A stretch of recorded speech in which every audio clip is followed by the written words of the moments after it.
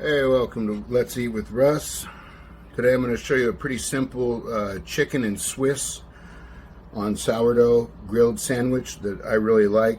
It's not that hard to do. So we're going to start with just butter in our sourdough, of course, and even if it's a grilled cheese or this sandwich or any excuse me, type of grilled sandwich, a little trick that I learned once. I don't know, maybe everybody does it this way, but it's the way I've always done it since I learned how to do this.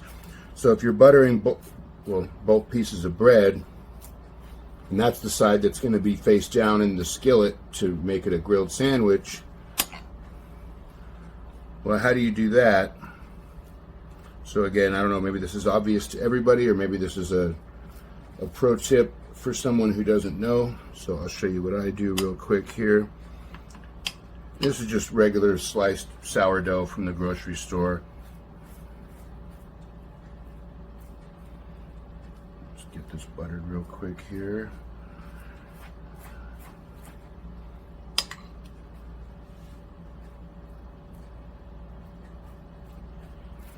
So once you have both of your slices buttered on one side, the easy way to do this, in my opinion, is to actually just flip the other one on top of that one so that they're both buttered sides are together. Then you can assemble your whole sandwich on this one. Then all you have to do is separate them and put it in the pan, and then you just got to set that one on top, and that way you don't have to flip them over and get butter all over your cutting board, your counter, or whatever. So the way we do this is typically with just, I use grilled chicken tenders, which I already pre-grilled, so I don't have to make you sit through that part. I personally like to put cheese on both sides of the meat. Most people probably don't do it this way, and you certainly don't have to.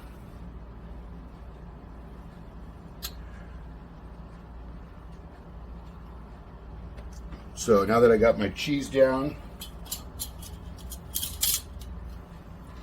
go ahead and grab my tenders here. Again, these are just chicken tenders. You can use like thin sliced chicken breast, or even the just take a regular chicken breast and just sort of like butterfly it, like slice it in half thin. Try to kind of angle these to cover the bread as much as possible. So there's a little bit of Tetris to play there. And this is also optional. Not everybody does it this way. Personally, I like tomatoes on mine. I like to slice them a little bit thin so they get cooked up okay while they're on the skillet.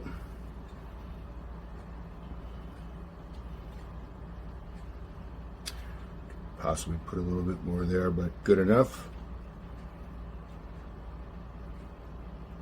Actually, if I switch those two, that might work out a little better. And then I'll do my second layer of cheese. Again, most people would probably just do cheese on one layer, but I like to go big with most things cooking related. So that's it. I mean, we're basically ready to throw it into the skillet, so I'll show the cooking process in just a minute. Alright, so our skillet's preheated. Again, like I said in the earlier segment of the video, you just peel off the top piece of bread so the butter side lands down in the skillet, and then just lay the other one right on top.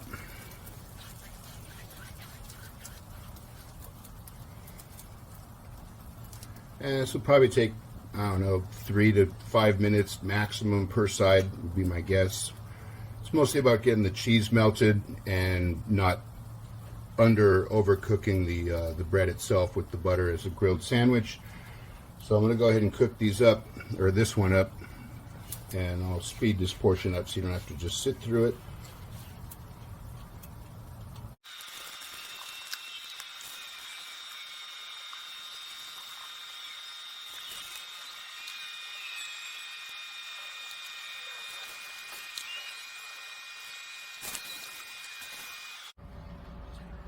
Alright, so there we go. Grilled up all nice.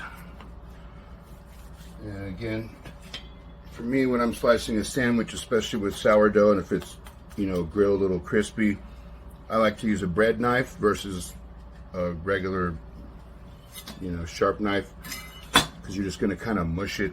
It's easier to use a sawing motion to get through all this. I like to kind of hold it together with my fingers on each side of the blade, and then just